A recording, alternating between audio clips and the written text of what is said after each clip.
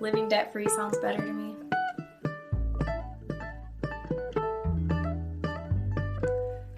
Welcome to Saguache County Stories, a podcast of the Northern Saguache County Library District, where we explore the evolution and history of the land and people of the northern San Luis Valley in Colorado. I'm Sarah Kane Fry, Director of the Northern Saguache County Library District. In this episode, local resident Goldie Mariola shares her story on the theme of finding home. In our Finding Home series, folks talk about their housing journey in the San Luis Valley.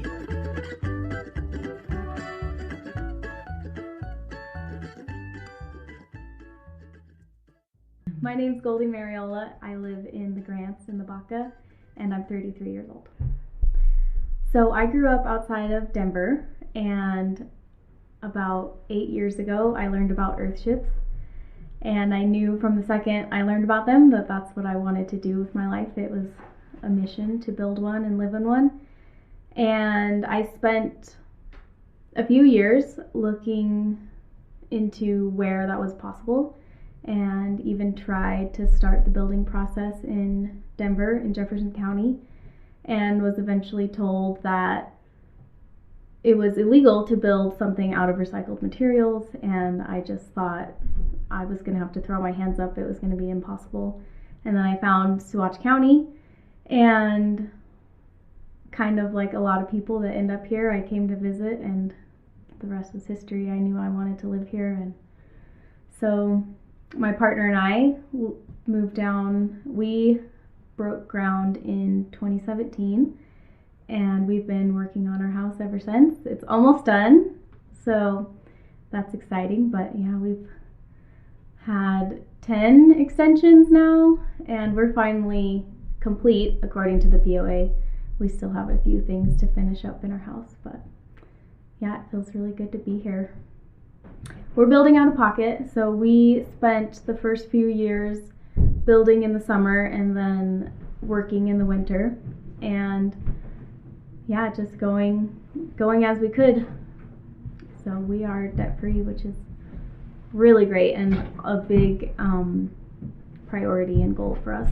It didn't make any sense to me why you couldn't live on your own property and build your own home. So we were pretty public with the fact that we were going to live on our land while we built, and it wouldn't have been possible without doing that, or it would have been a lot harder. We lived in the back of my truck for one summer and then graduated to a van, and then my sister let us live in her, I think it must have been an 80 square foot little camper trailer for a few summers, and yeah, we which proved that you don't need a lot of space to live, and it was hard at times and cold at times, but we did it and it was fine. Sure. So our Earthship we used the blueprints that you can get from the Earthship Biotexture. If you buy their app for like $10, you get all these plans that they're called the Simple Survival Earthship, which is like the simplest and easiest to build and cheapest model that they have come up with. So we have like the standard vertical glass and the greenhouse in front with the gray water planter cell. Yeah, we catch our rainwater, and we're off grid with solar. It's super insulated, and it's really been really cool because this past winter is basically the first winter that we have been fully enclosed and living in it. So it's nice to see it functioning really well. We've had like maybe 2 fires this year, and that was because I wanted to cook some beans on the fire. So yeah, it needs 0 heat, like outsourced heat, which is just amazing in this cold weather. And in the summer it stays nice and cool in there. It's pretty much a consistent like 67 degrees in there, which is so nice to know that like we did it right and it's working how it's supposed to. Yeah, so we would build all summer and then leave in the winter before we were enclosed. it would just get too cold to be here. And so we would go either back up to Denver or back to California, which is where my partner and I were living before this, or travel. We would just... Crestone is the first place that I've ever lived that feels like it wants to receive the gifts that I have to share. And